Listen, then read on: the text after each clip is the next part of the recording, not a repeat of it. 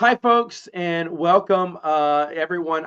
You know who this is. You know who this is. So, I mean, you've seen several interviews about him before. I even mentioned I was going to do an interview with the great Joe. Is it Bongiorno? I keep saying that. It is. Okay, because I every time I say it's like, am I mispronouncing this name? I think I said like the first few times on my original show, and I was like, what if I'm mispronouncing his name the whole time? And he's too nice to say anything about it. you know, you can call me Flower if you want to. One of those scenarios. So No, you're all good, so man. glad. But yeah, I promised to do a lot of interviews in December. Did zero for my 8K because I'm just too busy right now to do these. But I'm never busy enough to speak with Joe. Well, thank you, I've got. Prince. Thank you for coming on. Thank you. You got a very busy schedule, and thank you I, for making arrangements. it's my pleasure. It's long overdue, It is. It right? is. Yeah. We've spoken on the phone more than once, and I will say this: there is not a single ex-girlfriend that I've spent longer on the phone with than you. And not that you're my ex-girlfriend, but I'm saying as ex-girlfriends calls go, when you were young, you hung on the phone for like hours. What you doing now? Oh, just watching TV. Yeah, because you don't ever want to hang up. Man, the first time I spoke to you, it was 6.5 hours. Yeah. I didn't even realize it. No I way. was pacing in my room, talking. We were laughing half the time. Half of we, that was laughter. we had a good time. I was talking, asking this, asking that. You're going back and forth, telling stories. We're going back and forth, and I'm just having the best time ever. And then I think you mentioned like, well, it is getting a little late here, so I think I may got to go. And I was like, oh yeah, sure. And I'm thinking it's like midnight my time, and I'm looking at the clock, and it is like 3 or 4, and my heart dropped into my stomach. He will never talk to me again. And I remember I said goodnight and I apologized. So no, it's fine. I had a great time. And I went to bed, and my wife goes, what the hell did you stay up? And I told her, she went, why? And I went, I didn't mean to. It was just so cool. I said, I don't think he's going to talk to me again. I said, I'm so, because it was the first time, we'd actually spoken besides email. And It's I a was like, good I don't know if sign. it's going to happen again. But when you have things in common, and the EU that goes deep, um, and you're a great listener, and you were excited to hear some of the sort of the hidden Yeah. the Yeah. secret history behind the scenes of things. So it was fun. I love that. I very rarely, I'm not a phone guy per se, so I don't really talk to friends and family a lot on the phone. More of an email guy, but like it was rolling, man. Like It was. we were on a roll. It was great. Out of curiosity, do you know who has the number 2 spot? He just passed up one of my ex-girlfriends by like 30 minutes. I'd say Chris Nelson, probably, right? It wasn't Chris. It Huh. was Rich Hanley. Oh yeah. I, Oh I talked to Rich. yeah. The first time I spoke to Rich, we spoke for 4.5 hours. Oh And yeah. I was more conscious of the time because I don't know. Oh, I guess we were working on the Sequart book together. That's how I got everyone's number. And Nice. Yeah, good. and I, You did a good job, by the way. That essay was excellent. yeah, well, thank you. I Yeah. panicked enough over it. I I panicked so much while writing that thing. I mean, I you combed do. over it a million times. I was like, okay, no, let me do this. And then you came back, and I remember you said something. You said, "Hey, Matt, looks good." He said, "Little punctuation we need to move. There's a lot of commas in here." And when you made that comment, and by the way, I train classes I'm a corporate trainer, and one of the classes we train is a class on business writing. And on business writing, one of the rules in there is commas are the most overused punctuation in the. And when you said that to me, I was like, no, because that's what I train. I was like, I even knew the stupid rule. And every time I teach that class today, I use that example. I was like, so even though you think you You don't don't. know. You don't, but you can. And English is kind of a little bit difficult in the sense that the rules do change a lot, and there's a lot open to interpretation. And it can really be annoying. And some of the rules don't make sense, or they did make sense, but they've since changed. Or yeah, it's annoying. Let's just put it that way. Writing is not a picnic, when it comes to the technical aspects of it. And I sometimes, like, I will just break the rules because I like how something looks on a page better than what the Chicago Manual of Style tells us it's supposed to Right. be. Right. Right. It's not, the rules aren't right set in stone. Yeah. They ought not to be. If you know what you're doing, you can definitely break the rules and kind of like stick it to the man a little. There you go. That's what you feel like when you're typing away. There you go. So one of the questions I used to get back when you're writing supernatural encounters was from me. It was like, hey, why is it taking so long? Is this ever going to come out? Why is it taking? Because George R.R. Martin is also taking years to finish something. But the difference is, and I hope now, because I haven't heard anyone complain about how long it took, because now I hope people know how long it took. In fact, I'm actually surprised you got it done as quick as you did. Honestly, the amount of study that went into not just the book, we're talking like one chapter, the amount of study would take me weeks Thank to you. get to assume all that knowledge.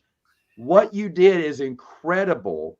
And now I don't hear anyone talk about the time because everyone's happy with the finished product, and they should be. But how do you, to me, when I look at how you, and I've heard interviews about how much work went into it and everything, but how daunting is the task to look at? Honestly, it's like going into a room that's completely a mess and going, okay, where do I start?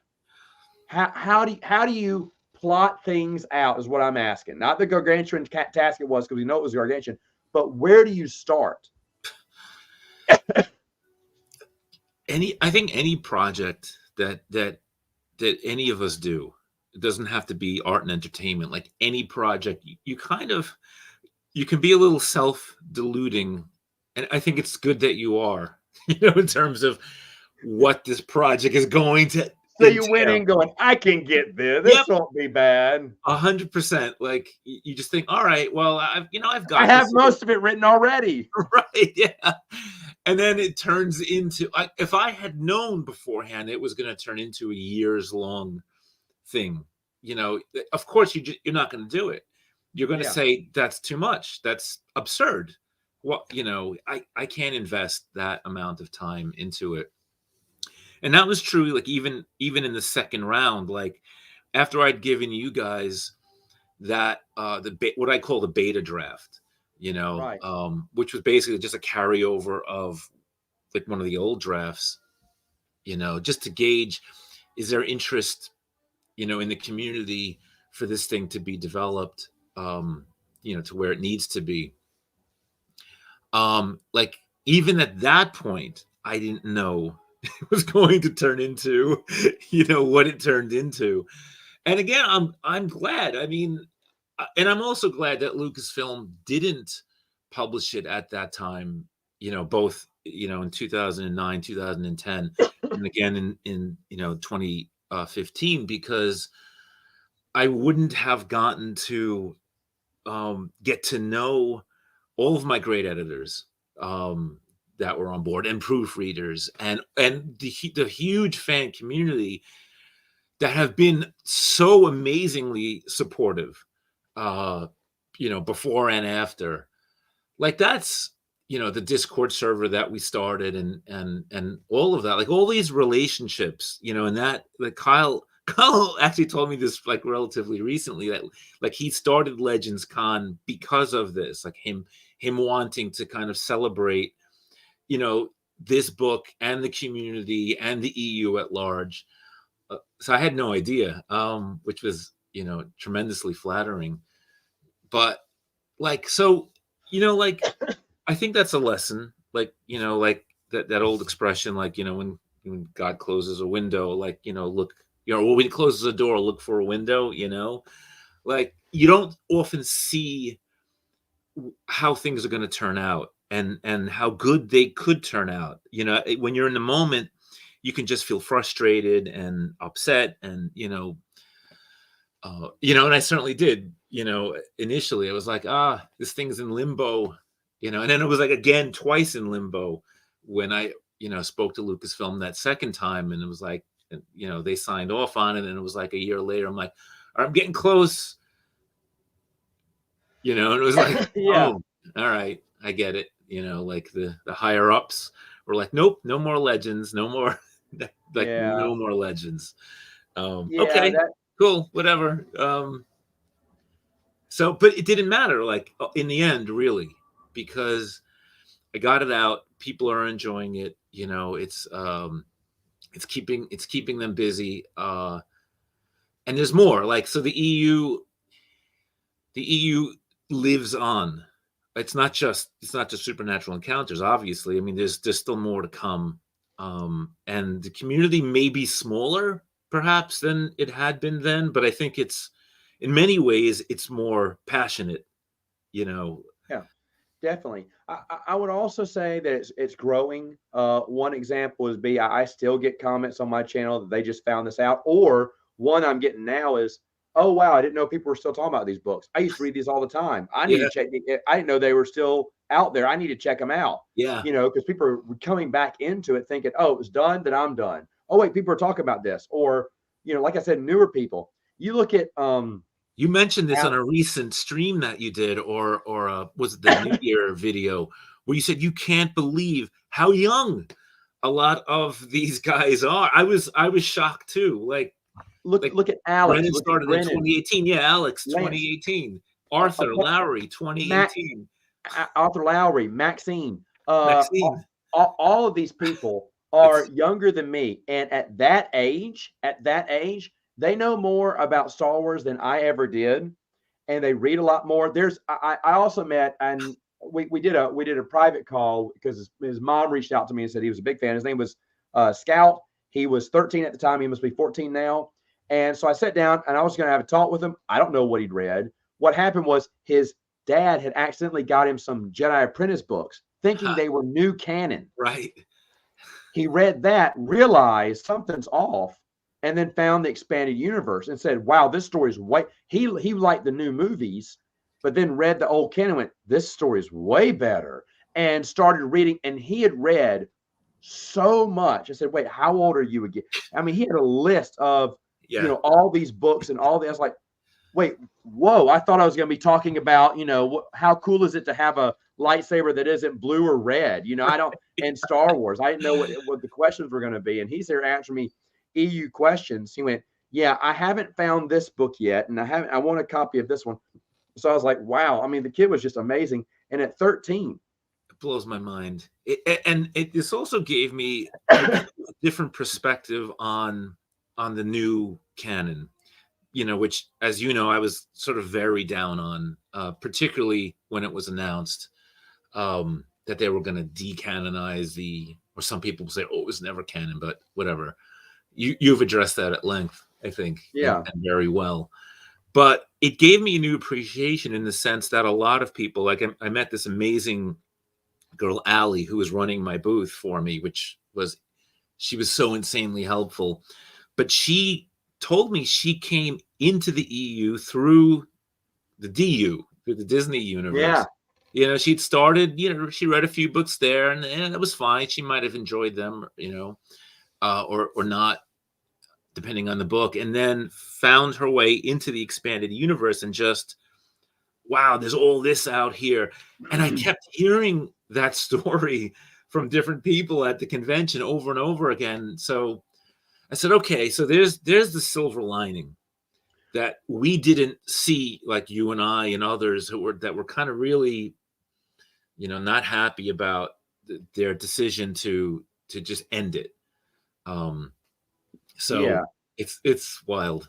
It's crazy because you try to end something, they tried to kill it because they're very bottling up anything called Legends, even if it's not with their canon. They won't give it the Legends title. That samurai Star Wars thing, they wouldn't call it Legends. It was not Legends. Don't you think it's Legends? So there's this. I took it as Legends. Well, I mean, it's this wild fear You about, don't want because it? here I'll it is, take it. nothing new has come out besides the Marvel comic book, Yeah. and which had zero fanfare from Star Wars Lucasfilm, and still was a successful comic book for Marvel, and yet it's not only keeping its popularity, but it's growing in popularity. How do I Right. know that? Because Del Rey keeps reprinting them.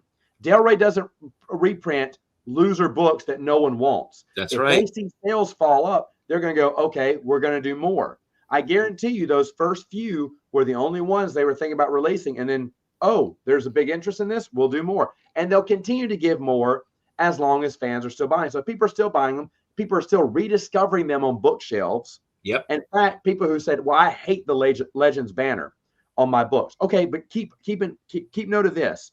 When I made a donation, I helped out with a donation drive for Twin Sons at a local school here, their school library. And they were all Legends labeled books. And I was like, oh, Legends label. But then I realized, but then some kid came to me and he goes, hey, so he said, these are the ones that are the good ones, right?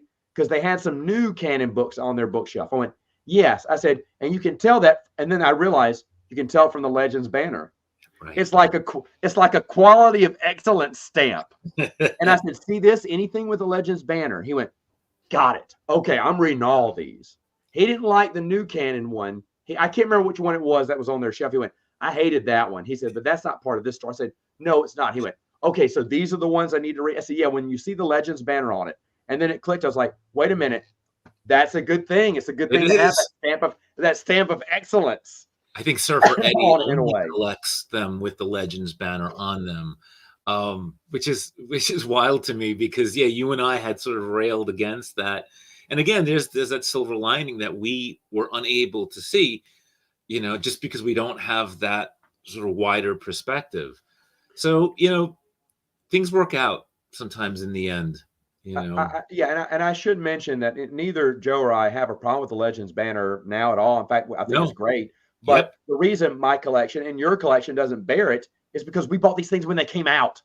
Yeah. That's the reason. There's no adherence to, perish the thought that I would get something with the Legends. But no, if they print it out and they put Legends on it and it's new, I'm definitely, and I don't have a copy, I'm getting it. If they did hardbacks of paperbacks I don't have with the Legends banner on it, sold. No second thought. I know people are trying to track down these older ones without the Legends banner. I get it, but to be honest, totally, yeah. And I prefer actually like the Marvel reprints of the older comics. I actually like their collections better than the Dark Horse ones because I didn't like that small size. Yeah, they're really well done. They're better formatted, meaning what issues they put in which hardbacks. Dark Horse, it drove me nuts. Would skip issues, grab one issue from Empire and put it into a Boba Fett trade. Why? Because it featured Boba Fett, but it wasn't on any of my Empire trades. I bought all the Empire trades and was still missing an issue. I didn't even know that till I started doing my run through the expanded universe, and I was like, "Where's issue whatever? How do I have every Empire trade paperback and not have it every comic book issue?" It was super annoying for me too. Like, so there are only two, as far as I can recall, there are only two uncolored Star Wars comics, and that's Death Mask and the Marvel UK sequel to the Pizzazz stories, the name of which escapes me. And so I was looking forward because Death Mask was, Scott Alley had left them out of the Devil Worlds collection. It irritated me to no end because there was no reason to do that. He didn't personally care for it, so he just decided, I'm going to leave it out. It's like, okay, really? So when Dark Horse finally put it in the omnibus collection, now I don't know if you know this, I had sent Randy Stradley my entire collection of rare stuff that he didn't have. For this purpose.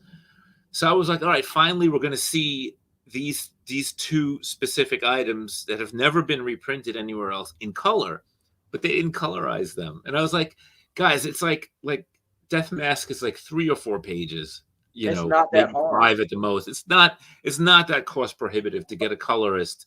You've got one on staff. Just and then the final pizzazz story. So you've got this whole, like running, you know, pizzazz serial, and then the conclusion to it is in black and white. Plus, So the target audience who is buying this is expecting that. They're going to get happy over that. That's an impulse buy there for people who are your target audience. one day when I have money again, I'll hire a colorist and I'll have them done, There and you then I'll go. release them to you, for you guys for free, just so it's like the third Lando Calrissian book, like that never came out in hardcover, but the first 2 are. And it was like I always like in my head, I'm like, one day I'm gonna make that size hardcover, so it'll look like uniform on my shelf. Do you know, I asked L. Neil Smith's family, why was that? And they said they didn't know. They were all supposed to be hardback, but maybe lower sales. They decided the third one just released at mass market paperback. Such a But shame. I but love originally it's those supposed to be books. 3 hardbacks, just like Han Solo's. Right. And the thing is, I love, and that's one of my biggest regrets is not reaching out. We reached out to L. Neil Smith's family after he passed, and getting to know his wife and his kid, his daughter, are just they were just wonderful. And of course, I spoke to him like for an hour afterwards, and I still every once in a while speak to the daughter, and was supposed to have her on early last year, because she finished off her dad's final novel.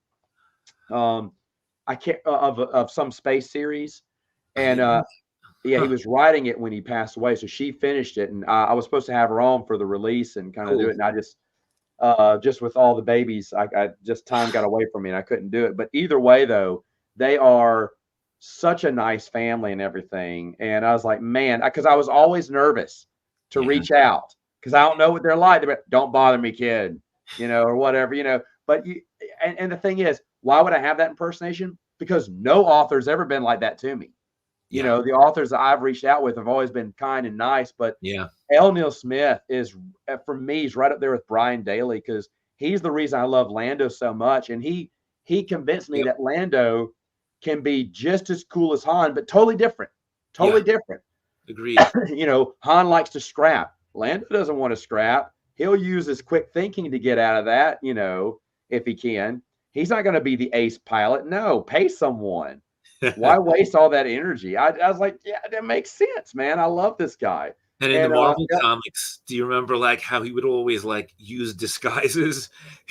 So that was like another feature yeah, that made him different from Han in a really big way. Yeah, you're right. Those 2 things, like Marvel and that trilogy, like just brought that character to life in a way that the films just didn't really have time to.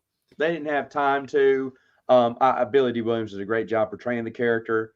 I was so excited to meet him and get his autograph. He was not excited. He was probably hungover, but he signed my autograph, took a picture with me, and said, "Move along, young man. Give me your cash and move along." But that's fine. I understand.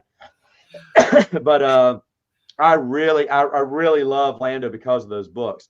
Um, I want to go back to Supernatural Encounters real quick and say that there's a lot of excitement for the you. I see young guys, young people, young women too get excited about this as they're breaking it down. Marcel, as we both know, is doing a chapter by chapter breakdown. And folks, if you haven't seen that, if you're not watching that, you're really doing yourself an injustice. I didn't watch the first couple episodes because I was trying to read the book, and now that I've watched it, it's so fun to have them take out sections, break it down. It must be kind of surreal for you, but I love the excitement in their face when they go, yes, yes, and this goes here. And Maxine knows I love her, and she just goes, oh my gosh, and she puts her hands like Bill Hader and what's that SNL character? Yeah. Like this. Yeah. But when Maxine does this, she's like super, like her excitement has peaked past 10. It's going to 11, 12 now.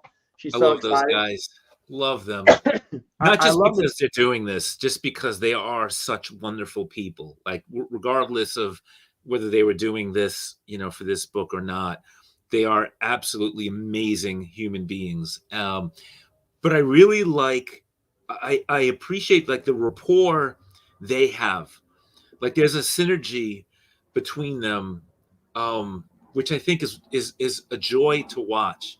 You know, and sometimes they'll get silly, and sometimes they'll get serious, and they just, I love their energy. I think it's absolutely wonderful because you don't always get that when you have, and you know, because you sometimes will have like a lot of guests on, and it doesn't always gel, but when it does, it's a beautiful thing.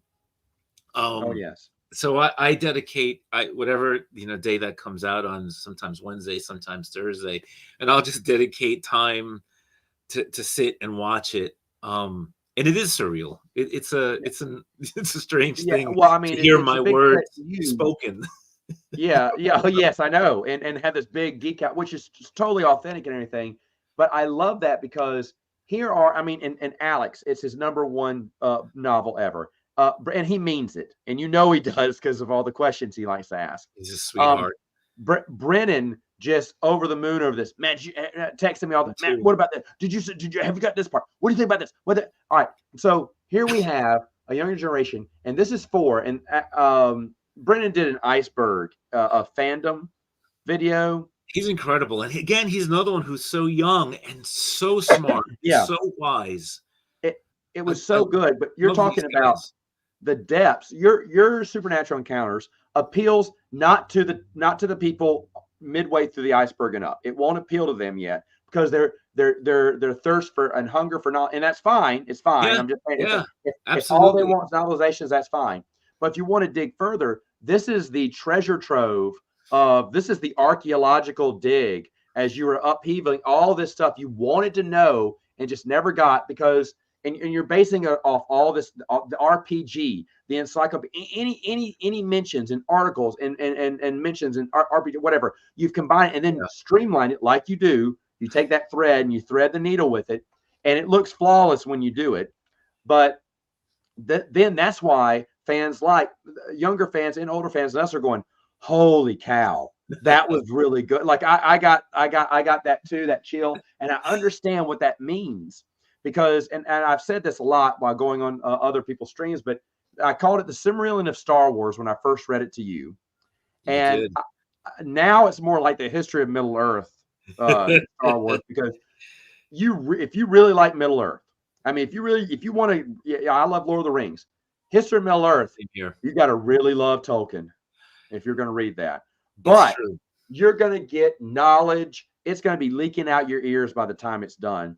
And the same thing will come with supernatural encounters. It is this all you can eat super buffet of every happy thing you can imagine. You fill your plate full of it. The good stuff is piling on top of the other. The ice cream is on top of the prime rib, but you don't care because it's all good. And so you're eating this big thing, this big book that you can bench press and get a workout on. I hear that Alex is bench pressing it now. He's gotten up to 3 reps. It put a dent in Marcel's floor. Yeah. When he accidentally dropped it after carrying it all the way from Burbank to Canada, he said, and it fell, and it didn't damage the book, but it put a dent in the floor. I love that story. Yeah, exactly. Exactly. But this type of thing here, and fans are just like in awe, and rightfully so, because this is for those fans that we're talking about, people on Marcel, people, and the joy that you're getting, like, oh man, it's like finally connections being made, little things are being made, because we talked about this the first time we spoke on the phone. What we liked about the EU was the continuity, because Yeah. in a way it rewards the avid reader. Did you read the RPGs? Because if you did, if you're an RPG gamer, you'll love these books. We put little. It doesn't lose the newcomer, because the first time I read a lot of the Del Rey stuff, I didn't read the Westing. I didn't know Right. Westing games, so a Right. lot of the references went over my head. Yep. I didn't know who Kian Farlander was. Right. People were freaking out who played the video game. I never Yeah. did, but I didn't feel like I was missing anything. It doesn't matter, right? It doesn't matter. It just adds an extra layer of enjoyment if you have, and then if you do later on go into it, like, hey, Kian Farlander, I remember this name. Oh yeah, he was from. Oh, cool. I didn't know he was also. And now he's an admiral. Yeah. Right. Yeah. So that's it. So it kind of can work both ways in that regard. And that's always the balance, is like trying to keep it accessible while at the same time rewarding, long-term fans. And then also too, like this is the thing that's I find important, with anything. Like if you're going to answer something, if you're going to provide a solution to kind of a question, you have to add more. You have to add more questions. Like you have to keep the mystery alive. So Exactly. everything cannot be tied up in a Yes. bow. So that was another like sort of goal with this was to, add more mysteries. So Yeah. from what I've heard, yeah, that wasn't a problem. And those questions are going to be answered, folks, in Supernatural Encounters 2 coming out March 2025. Okay, so I want to move I will on. be after Tales from the Galaxy Volume 5. I have them down here. I have them in hardcover too. Those Oh, are nice. mercy me. My brother, each time I put those books up on Amazon, he went, "You're going to get struck." I went, "No, I'm being very careful." And they Yeah, don't you were care. very careful. No. As long as it's not making, they're blowing out their sales. But anyway, so my next and also to add that up to all that excitement, young fans means a continued legacy. There's Right. going to be continued people that are going to Yes. love this. It's going to Yeah. continue to grow. It's not going to die off. Nope. A lot of franchises today are dying off because even though it was popular for me, the kids, it's not as popular for. Can you believe, Joe, back in the day when someone told you, "I've never seen Star Wars," you'd be Yeah. like, "What? Yeah. Where were you trapped in a basement your entire childhood? What happened?" That was unheard of. But It's true. these days, you ask my little nephew's friends, a lot of them don't watch Star Wars. That's not their thing. Yeah. You see and this is why Disney, Star Wars, Lucasfilm, these are people who should be worried if you're Agreed. not grabbing those. And Yeah. everyone wants those younger fans. Are trying to go to those younger, but they're not getting them. It's hard to grab someone's attention these days because back when you had the blockbuster summer movie that lasted all summer long, into the fall, you could still watch, one or two screens had Star Wars. When it opened in May, they still had screens showing it in August. Every movie theater did. Yeah. Now, at 2 months tops, maybe you're done. It's a double-edged sword. When we were growing up, the corporations hadn't quite taken over to the extent, and realize, oh, there's a lot of money to be made in young people with a disposable income, or who have their parents' disposable income. And so from the 90s onward, there started to grow a glut of entertainment geared towards younger people. And that you could say, well, that's great because there's more genre related stuff for us.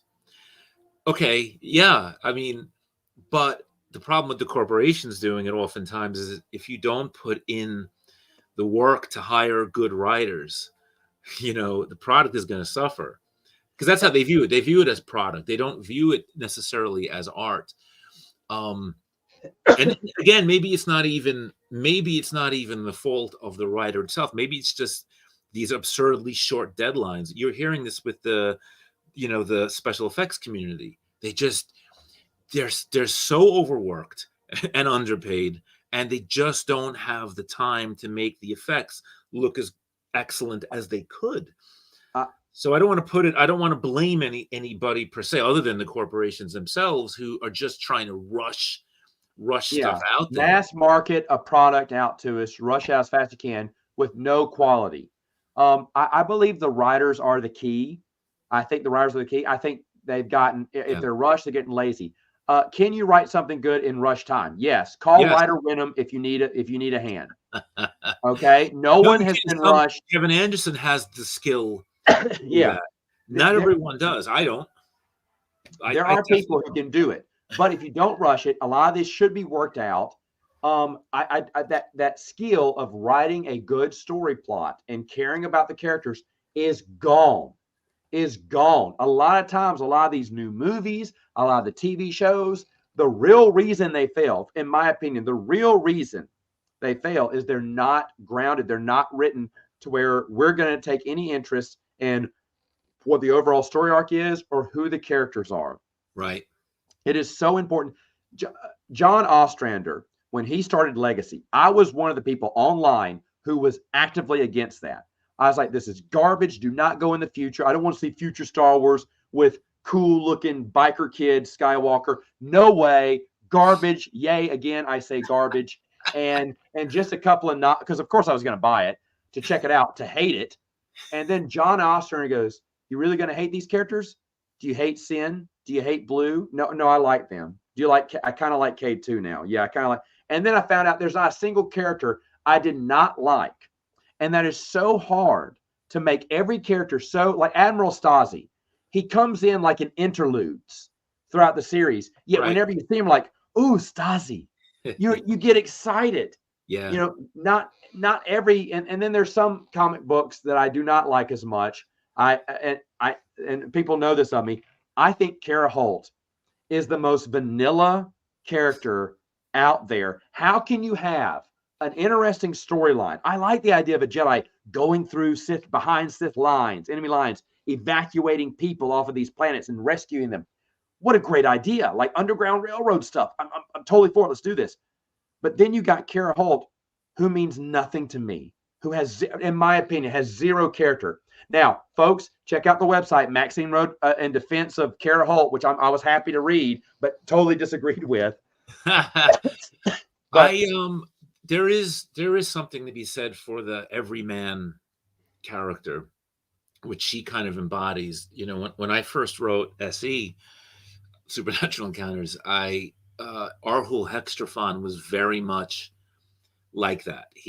I thought, well, you know, in the midst of all this, you know, madness, you need someone that's kind of the straight man. But Q9 was getting all the best lines, and one of the earliest critiques I got was from my friend Derek, who said, yeah, like Hex could really use a bit more to him. And I looked at it again. I'm like, man, he's 100% right. Like this guy needs an arc. Because it's important. Now, I'll let Maxine argue whether or not Kara has an arc or not. She worked for me only because I think the story is so interesting, and I'm there with her going through these Sith worlds, you know, like, and how different they are. I'd love that, because oftentimes you think of the Sith and you think of a monoculture. I never did. I thought that's, for one, A, that's boring, and B, that's not how reality is. Like, you know, you visit, forget visiting different states or different countries, you visit different counties, you know, different towns within, you know, your own, you know, immediate sphere, and you will find differences in the feel, like, and how things are run and how people operate there. At least I have, you know, when I've traveled, you know, near and far. So I thought, yeah, and also the Sith are very, very individualistic. They're not going to, you know, even under the rule of two, like, you know, even there, like, you see them cheating, you know, like, they've got like hidden apprentices. They never play by the rules. Right. So why would they be a monoculture? That never made sense. And so John Jackson Miller, I think, did such a superb job of showing these really different societies that they each run, you know, one of which I thought, oh, this one's not so bad. Like, this one seems pretty cool, pretty copacetic on the surface. Yeah. And for John Jackson Miller, I will say Obi-Wan Kenobi, the novelization is fantastic. Oh, man, it is.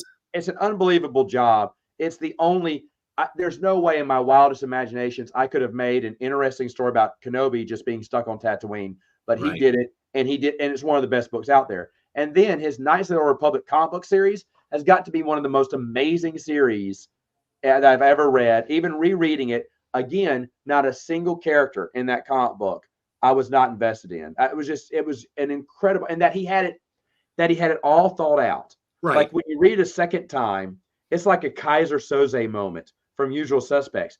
He called his shots. You know that Demigol, is that his name, is in Yeah. that suit. He's giving you plenty of clues, but if you weren't picking them up, he even had to do, like, when it was revealed, he had to do flashbacks from the other comic books to remind you, I've been telling you this the whole time that something's off.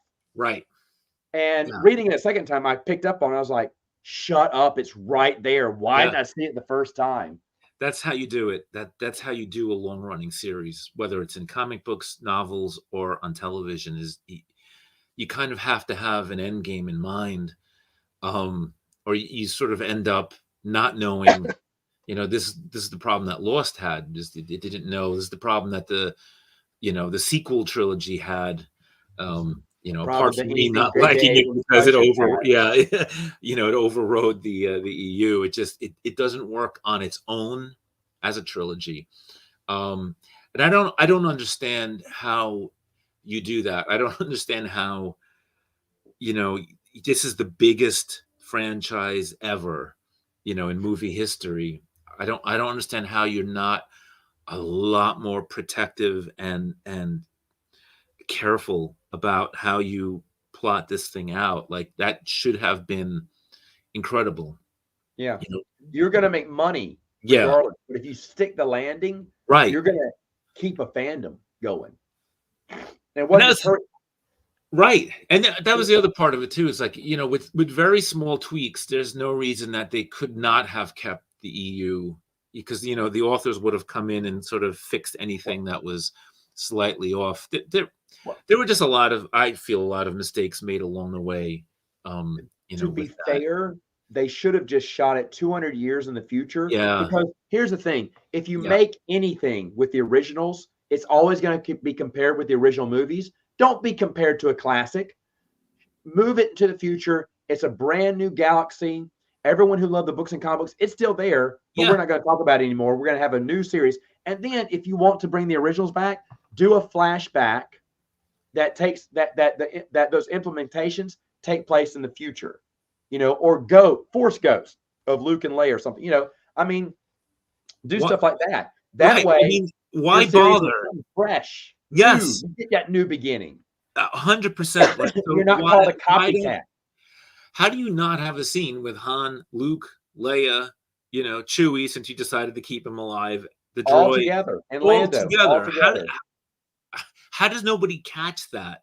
It's like it's like in the movie Generations. Just bring them together at the beginning. Something that they do carries on to the future, and now here's your world.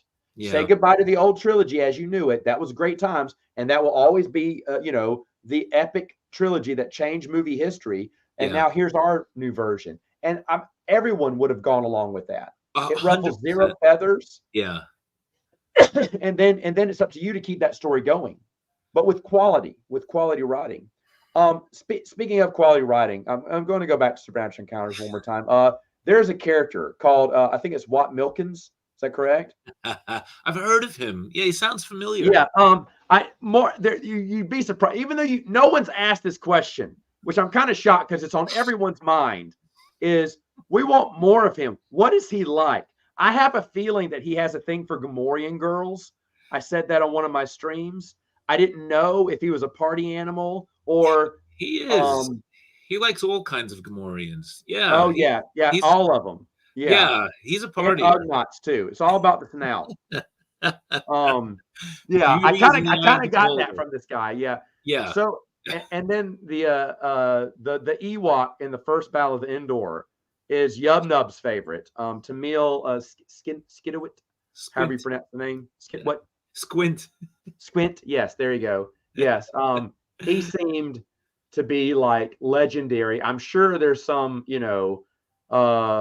forest tree that they carved out in his image somewhere in the forest. He got eaten, unfortunately. Yeah. Yeah, it's such a shame. He was swallowed by some random creature that came along. Some random creature, and then got, just pooped out along he became fertilizer later on. What a tragic ending to him. It's too bad we won't see him in the sequel coming out March 2025. I want to fast forward to Legends Con. Yeah, at Legends Con, you got to meet it. The book got released. the official release party, so to speak. Yep. You got to meet a lot of people. On my end, I received text after text messages going, Matt, he's just as cool as you said he would be. I said, well, yeah, what did you think? You left a huge impression among a lot of people that I know that got to meet you for the first time. What was it like meeting all of these folks? Some you've spoken in your Discord before, online before, some you've never met before. What was that like? Well, they left a huge impression on me, and and that's the truth. Like I spent, I've spent even before COVID, I spent most of my time, on my computer by myself with, the cats and the dogs, a few people, friends and family here or there, but it is very surreal. When we showed up, Kyle and I, because we took a plane, and which was fiasco with JetBlue in terms of its delays. Like, we almost didn't get there. We almost didn't make it at all, but we persevered. With the help of several others that were with us. And when I got there, and I saw this long line, I was like, "Oh, what's this line for?" And it was for my booth that had been set up. I was like, "This is nuts!" Like this, it's a very surreal feeling. So I'm extremely humbled, to meet everybody, and they're all great. They were amazing. That's why, like, I guess I'm not the most social person, out there, but I loved every minute of spending time with them. That's what I'm looking forward to with the next one is getting to see them again and getting to meet new people, and just seeing this community, like, so happy and so excited. I mean, we all, like, those of us who are older and who've been around and saw this thing happen in 2014, like, we thought, oh, maybe this is the end. Yeah. Like, we hoped that it wouldn't be, but there was always that concern, like, yeah, this could really be it. Especially when the word came down the pike that Lucasfilm wanted nothing to do with Legends. And maybe that view will soften. Who knows? Moving forward into the future, again, Never say never. never say never. So yeah, it was crazy. Well, and yeah, because I told everyone if I would have been there, I just would have handcuffed myself to you the whole time. Cool. And I said, I don't know if there's anyone else I'd want to talk to and hang out with more. So yeah, I can see that. Now, you spoke about the second one. The second one's coming out soon. I'm going to get you to slip some information so that Kyle can get mad at you. But anyway, so we got a new board. We got new beginnings. As of this video, the location hasn't been announced. But what I can reveal, because I do know what I can reveal, I think it's going to be way more accessible, and a lot of people are going to be happy. Yeah. And you are I can't remember. They have so grandiose titles for everyone. You are king of the networking universe. I can't remember what your exact title was. Executive network I don't know. Liaison. Yeah. I think you got knighted as well. I think he said sir on top of that too, because Kyle can knight people. Kyle's royalty there. But so I understood what Kyle why he asked me. I mean, because I know a lot of the authors from years ago. I mean, I've known Mike Stackpole, since the early 90s. I've known Randy for years. I've known these guys.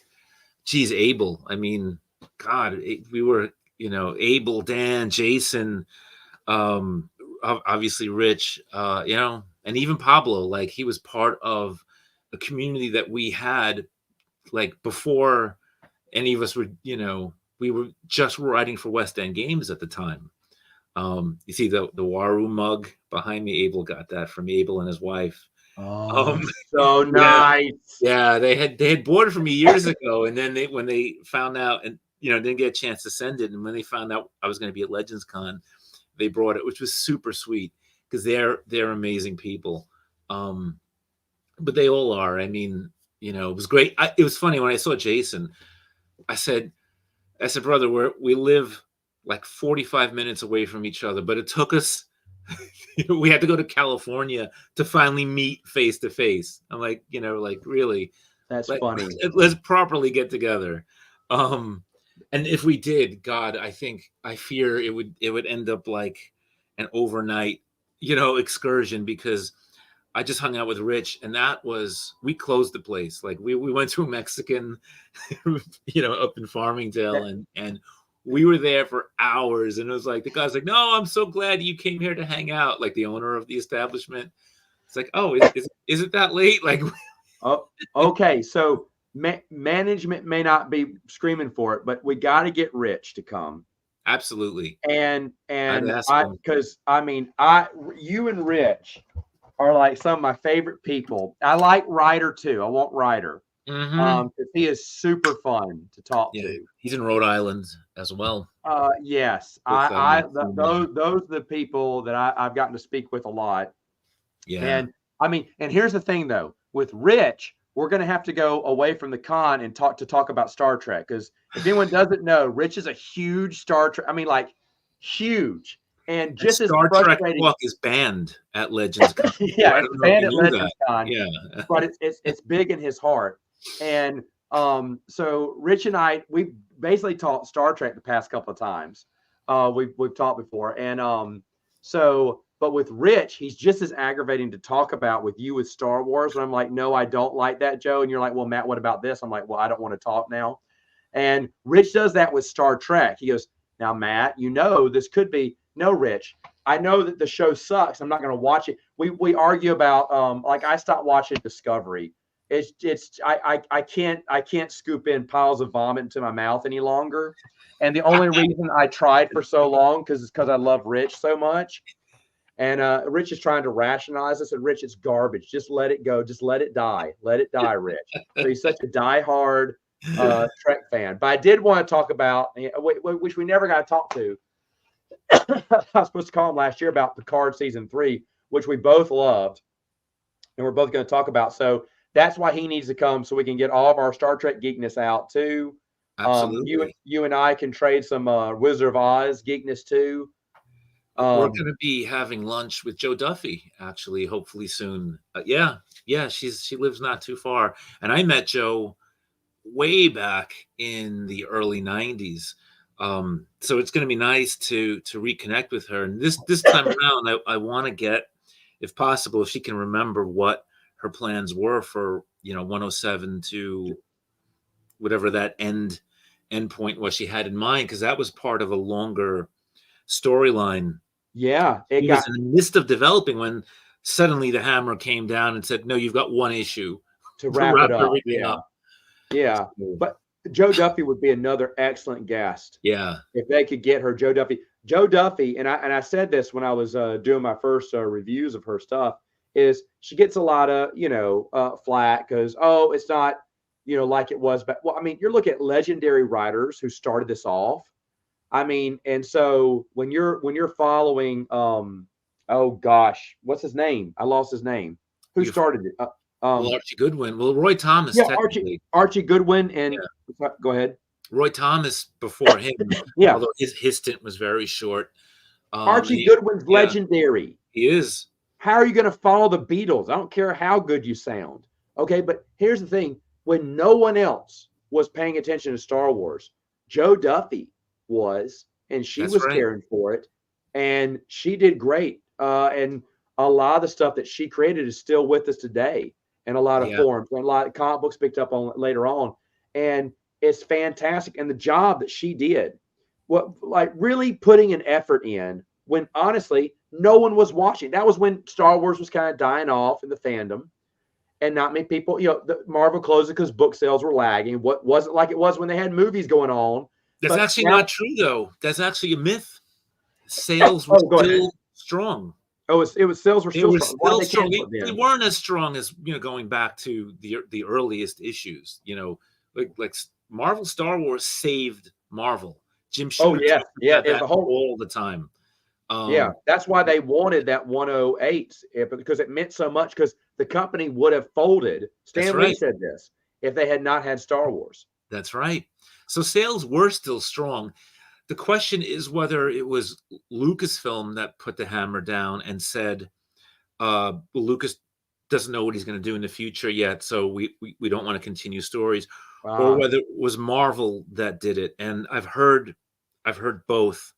So I want to clarify that too with okay, her when I see her, and just okay. Maybe kind of, she would know. Do you think she would know more? she'll know because she was the one who got the hammer, Okay. the hammer fall. So I'd love to hear that story because, I mean, after the movies come out, it just starts. Yeah, Star Wars in general starts waning from the public's mind, and no author wants to. They want to go next to the next hotness. She got it, and she continued and gave those stories a lot of love and a lot of care and a lot of thought, and tremendous. brought back characters, reoccurring characters, and sewed in the storyline and Shira Bry these back as continuity. Lumia was huge. That's And honestly, it was just really good stuff. I was like, wow. And it was back when the Star Wars as a franchise was fading away, and she still got a love for it. And I was like, man, she didn't just phone it in like any other writer could, because it would have been an awesome paycheck. It's Star Wars. It sells regardless of what kind of crap I put out back then. But no, she put in a good effort on it, and I was just so impressed. because she loved it. She was a fan. I mean, Yeah, that's no, you that's a could big, tell. yeah. That's and don't get me wrong. That's not to say that someone who's not a fan can't put in the work, because they absolutely can. They what they have to care about is the craft, is the story, and that it matters. So, but not unfortunately, not everybody does that, and you know, Yeah, yeah, yeah, like sometimes it is just that, and you can tell, not to name names, but I think the Brian Wood series should never have been greenlit. I'm sorry. I I was don't gonna care say what Brian anybody was Wood. thinking. Yeah, I was gonna say if there's one author who had no business writing Star Wars. no, no, Wow. that shouldn't have been Wow. done. It shouldn't have been allowed, because Yeah. that was already such a crowded period. Um, Well, remember, and I don't care what they said.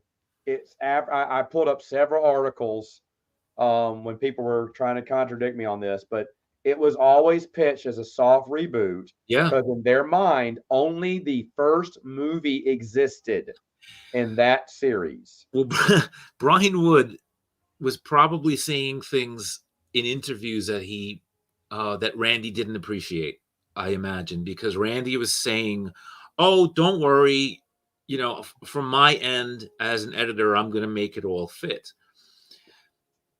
That always kind of puzzled me. I mean, now keep in mind, Randy Stradley did write for the original Marvel series. He wrote the Yes, one yes, he issue, did. but he was offered more, but he didn't want to because he hated the Hoojib so much. He didn't want to deal with any of that. Um, so there, and Joe, I'll let Joe Duffy tell that story because that's her story to tell. Because she did want to come back and do more during the Dark Horse period, Yeah. but she wasn't given that opportunity. So I'll leave it at that and not say more. Maybe at Legends Con 2 we'll get her to That's right. tell that tale. That's But right. in any case, where was I going with all of this? Like how my old mind Yeah. just. Here, I'll put you back on track here because I'm going to switch gears real quick here. Mm, A lot of people are asking, and I want them to hear it from you okay. about the updates from the German. What is this German Ewok comic, Yeah. and when is it coming out? And then, secondly, how are the Hungarian Han Solo translations coming along, and when can we expect those? This year. This year for the latter question. Okay, and those When are this. coming along fine. Yeah, Those I mean, translations. Good. Matthew Smith is a godsend because Yes, he did an excellent job. He's doing an excellent job. this. So so your listeners have a sort of a framework for understanding this. That was years in the making. I was hunting for a translator for so many years, and putting the word out there through social media and through my website, through StarWarsTimeline.net. We got someone initially, and I thought, yay, we've got someone. And then he just sort of vanished. And Yeah. I'm not throwing shade on the guy at all, because look, life happens. Life gets busy. It's a hard thing to translate, It because not really only do is. you have to translate into English, you have to make it make sense. You can't just throw the stuff in Google Translate, folks, That's right. because it That's comes true. out wrong. It And the does. And same thing when Hungarian is a particularly difficult language in that respect, harder than, say, Spanish. in a way you have to rewrite it, because you It, can't and, yeah, translate verbatim. You have to rearrange the words in a way that the English language is spoken yeah. than the He way was the teaching Hungarian language himself. is spoken. So a lot more goes in. Honestly, it's almost like you're rewriting the entire novel. Man, what he did, I mean, because he was teaching himself Hungarian whilst doing this. I'm surprised that he did it in as short a time as he did. I thought, oh, this is Yeah. going to take, much longer. I think he's working on the Heir to the Empire sequel, the Oh, he is unofficial going to one. translate Yeah, that. yeah, That was my next question. Okay. yeah. So Power of the that should be Force. fun. Yeah, that's Yeah. right. Yeah, Yeah. I've got it back here behind me. I'm just curious. It'll be interesting to see like what another author thought, like his conception. I mean, Yeah. it's pure fan fiction, and that's great. I felt bad for that author, because he was told by Valhalla Publishing this was real. He kept it. I felt, I've read one. He kept it in the vein of Brian Daley's books, I believe. Oh, for I the think Han Solo, yeah, there were two different authors, yeah. two different authors. Well, one of Ed them I read. Fisher and Yes. yeah, I forgot I the name forgot. I of can't remember the other guy's name right now. the. But yeah, so I think those will be fun, because they're kept in the heart of Brian Daley's books. And now you have these German Ewok comics. Tell us more about that and when that'll be available. So Thomas Rathowski brought those to my attention. So he was a big Ewok animated series fan. And again, like, you never know what's going to bring somebody into the EU. Like, people look down on these things. Are like, oh, why are they doing this kids thing? Blah blah blah. I did. I mean, that was my reaction. Like, really. I mean, like, Return of the Jedi wasn't bad enough. Like that. You're now. But remember, this is a young me that had thought that. Okay, That's my a lot of perspective, people obviously. that are about 10 years older than me hated the Ewoks. Yeah, that was our generation. That was some Gen X, and you see that attitude, by the way, pervading, like, in the early '90s, in the early years of Dark Horse, where there was this, like, the Marvel series that had a green bunny in it, and that sucks, and blah blah. It shouldn't be canon, and good that it's not. Like, really, guys? Like, did you read past, like, Yeah. Jackson's in like 4 or 5 issues, like. And then he's never in it again. And he's great, but Yeah. besides No, he's that, fine for what he he's is. awesome.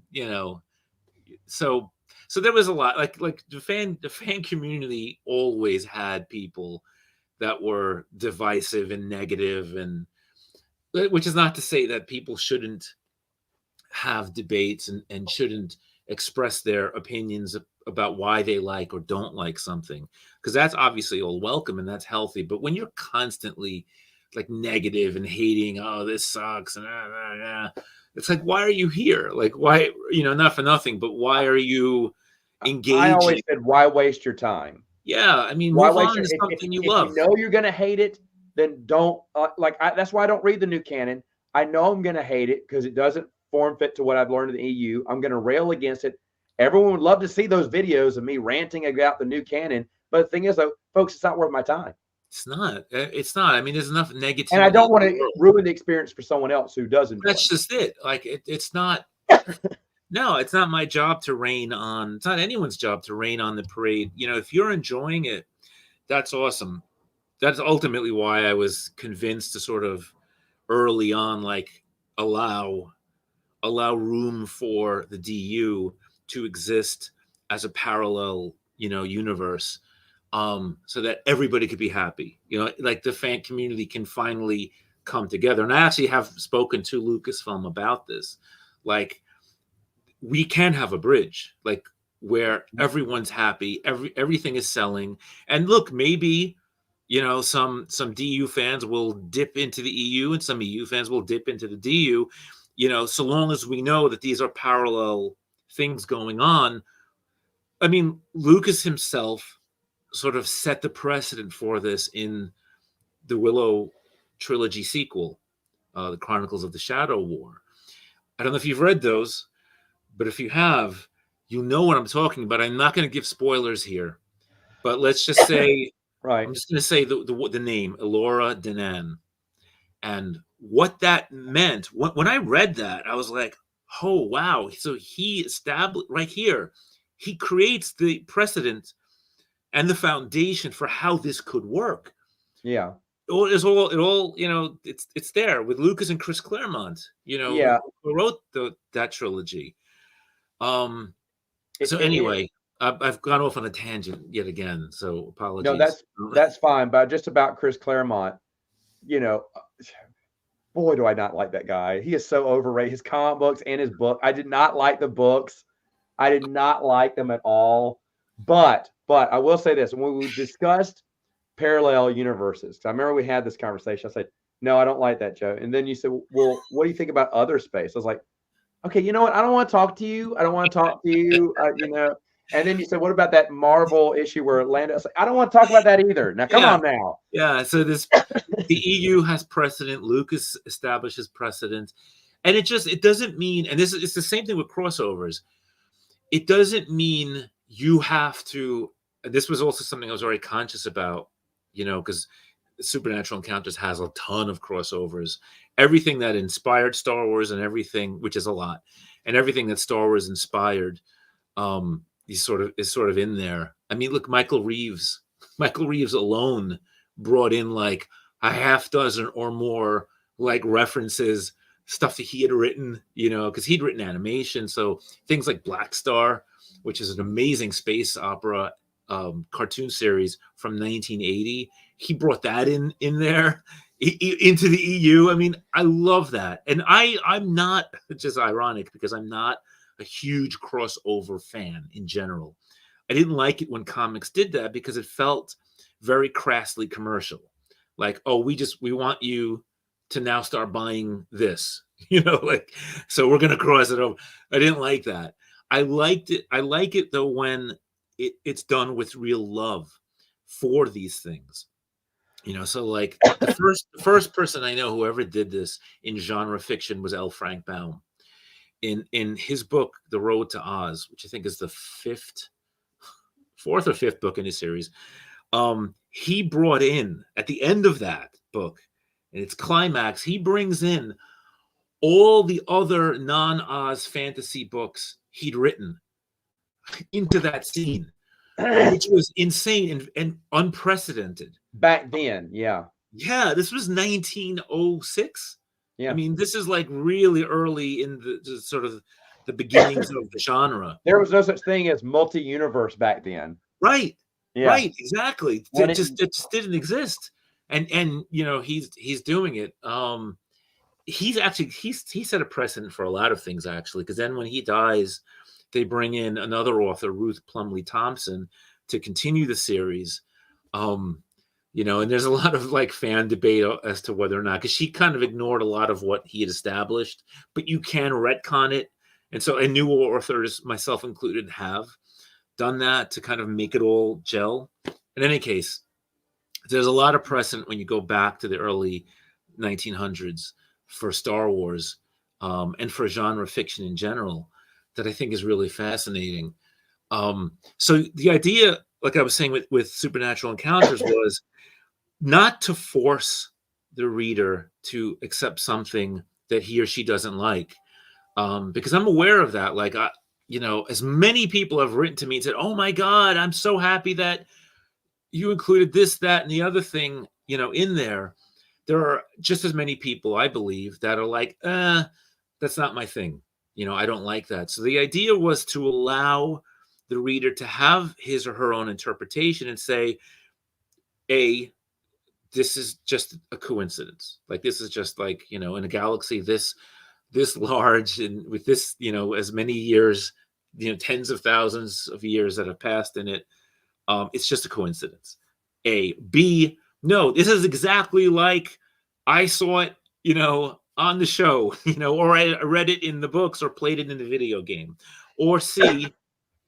It's a version. This is like a version of that. This is like, and you see that with like the chapter I did on Howard the Duck, which was because that wasn't going to translate as seen, in the movie. That just doesn't translate into Star Wars at all. So it needed adjustments, So the idea was to kind of keep some of the humor and show what the actual version was, and then explain what the movie version was, and even maybe what the comics potentially could have been. So there are different ways of looking at this, and you can go on a case-by-case basis and say, nope, that's just a coincidence, or nope, I love this. That's what I want. It's giving the readers that freedom, which I think is more fun. Thereby opening the door to Marvel comic books, which had crossovers with DC, which had crossovers with Predator, which had crossovers with, and opens up Pandora's box. Thank you for that. It does. You're welcome. But that's fine. That's like I said, that's fine. That's a different thing. And I should mention, for anyone who hasn't read Frankie Baum's Oz, not Wizard of Oz, but the rest of his Oz collection, it's all public domain. It's free to get online. Yep. I heavily recommend that you read those. I think those, you talk about creative minds. Edgar Rice Burroughs, Frankie Baum is right up there with them. Just such a creative mind, and all these different. It's more than just what you've learned in the Wizard of Oz. Okay, there's more lands of Oz. Oh, here you go. There you go. Yeah, which John Carter stuff is fantastic. Read the John Carter stuff. It's really stuff too. I've read that stuff too. But Frankie Baum is so creative, and I don't know why someone like Tim Burton has not. That is right up his alley. The weird, obscure. He was supposed to. Hollywood is afraid of public domain because he's afraid that once word gets out that Tim Burton or someone of his caliber is working on this, another competing studio is going to try and do the same thing, but like get there first. So they're always afraid of that because they can't control. Right. They can't control the rights. Yeah. It's too bad though, because it's such an interesting world that has yet to be explored on big or small screens, and really should. It is. It's because it's very weird. It's very creative. I think about the city of porcelain. Oh yes, porcelain houses and stuff like that. You got to be very careful not to crack. That's right. Yeah.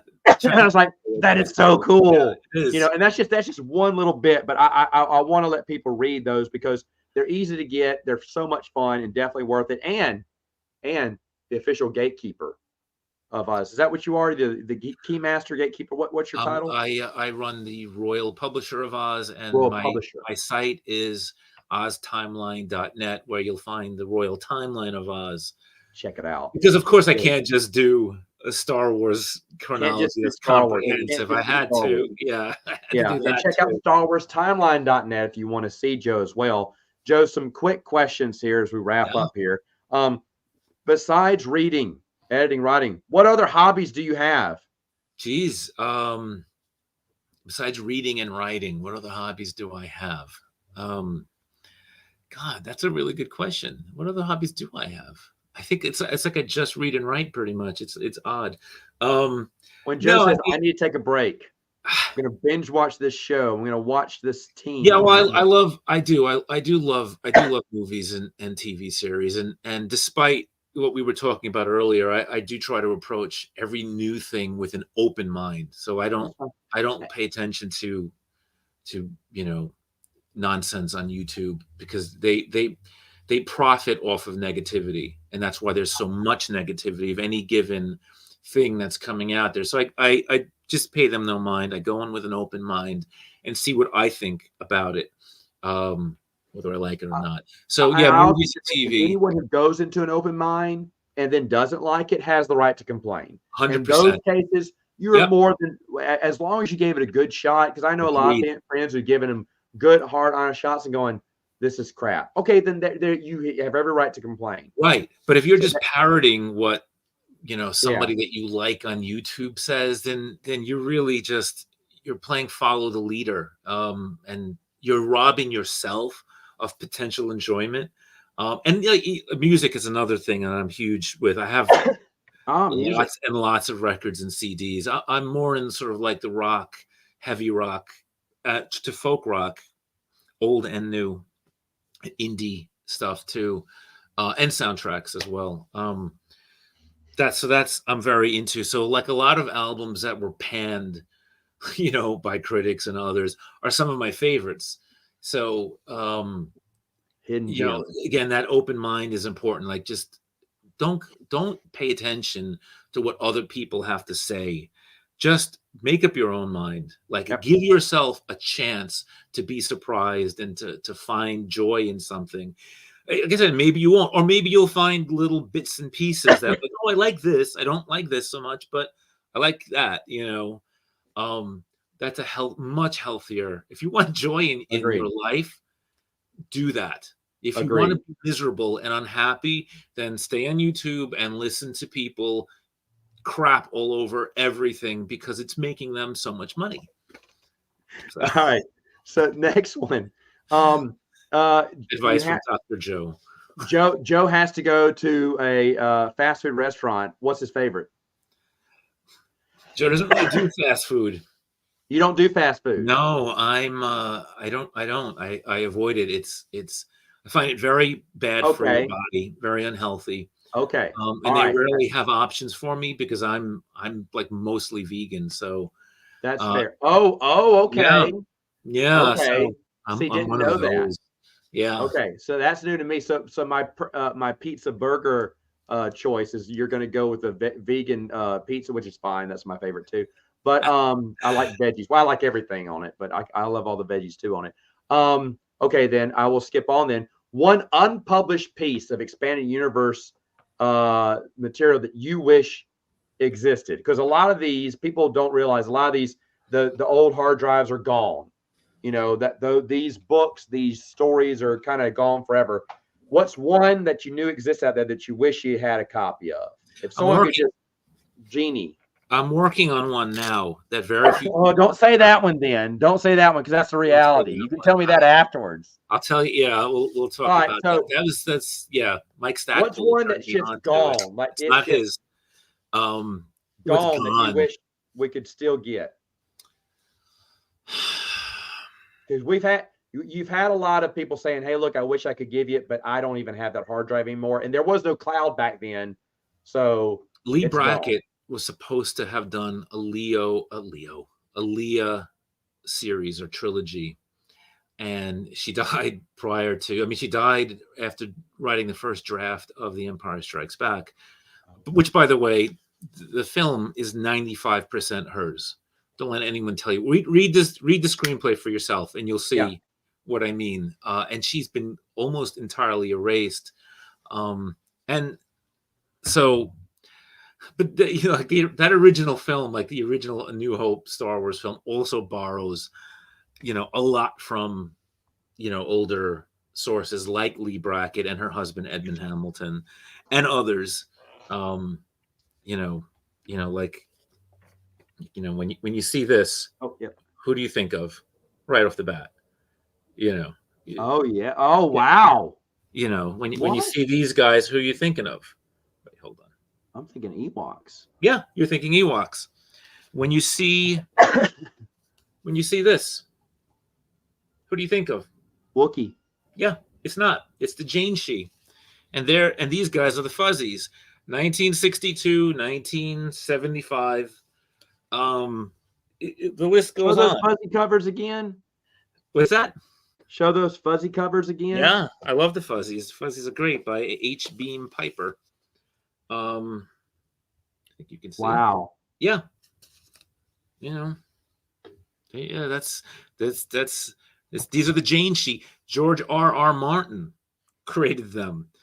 And so, like, part of the reason, so when you people wonder, like, oh, why are there so many these old crossovers in Supernatural Encounters? Well, what's the difference between borrowing and stealing in art? Huh. The difference is attribution. And so it was time. I felt it was time to sort of give attribution to so the Jane Shi are like in there, and Nice. like the first lightsabers. That the picture doesn't depict it, but the exact lightsabers that you see in the screen come from this story by Edmund Hamilton from the mid 1940s. Wow. The Kaldar, World of Kaldar. Han Solo, Northwest Smith was his name.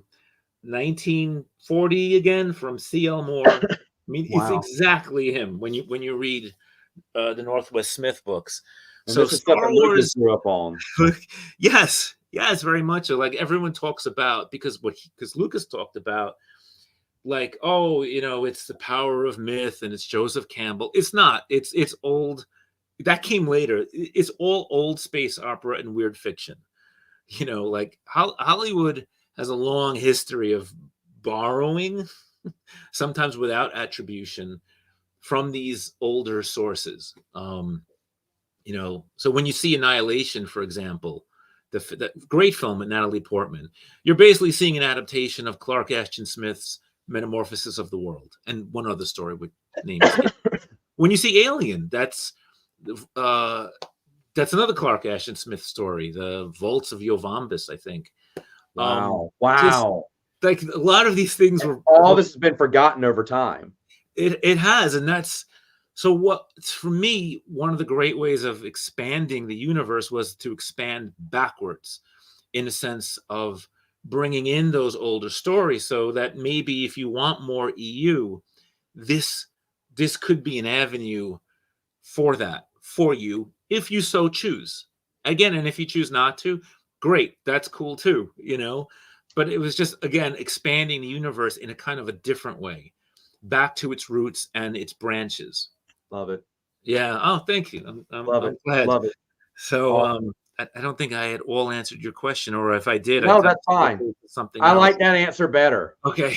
This is why it took us 6.5 hours to have a discussion, because there's just so much information that's so interesting, so fun. Cool. But I'm gonna end it here. Joe, thank you so much again for being a part of this and coming on. We'll have to have you back on sometime. Yeah. Maybe on a more civilized age, discuss your opinion about YouTubers. Yeah, I have them. Woo, that'd be fun. Okay, so folks, check him out on Star Wars timeline.net. Definitely check it out. I don't know if you're under a rock if you haven't noticed about supernatural encounters. Keep updates of Legends Con. Go to legendsconofficial.com. They're going to be announcing the place and venue soon. They're waiting for, this is what I can reveal. They're waiting for the contract to be signed, which will be signed the next couple of weeks. And that's totally understandable because you don't want to announce, here it is, and we haven't gotten the contract signed. You want to make sure that it gets steps in a row. Yeah. But definitely keep in touch on that website for updates there. Joe, Marcel, Kyle are just a few of the people that are involved. I've spoken about, a lot of people are familiar with those people. And so it's going to be a really awesome con. I can't wait. I'm looking forward to it. I'm going to get to see Joe for the first time there. It's going to be great. And no one else can talk to us. I'm banning anyone else from stealing my Joe time while we're there. But anyway, Joe, thank you so much. You're very welcome. Also, feel free to join the Discord server if that's your thing. If you can behave and be respectful and show kindness and leave out politics, all the things that divide us. If you can keep it civil, then join our Discord server. Write to me and I'll send you a link. Because we're trying to bring the community together as much as is possible. For those. Great because there's a bunch of EU fans. They're just having fun talking about canon, and it's just great. It's a lot of fun. Thanks. It's a lot of fun. All right, folks. Well, thank you very much for joining me, and we will see you guys next time.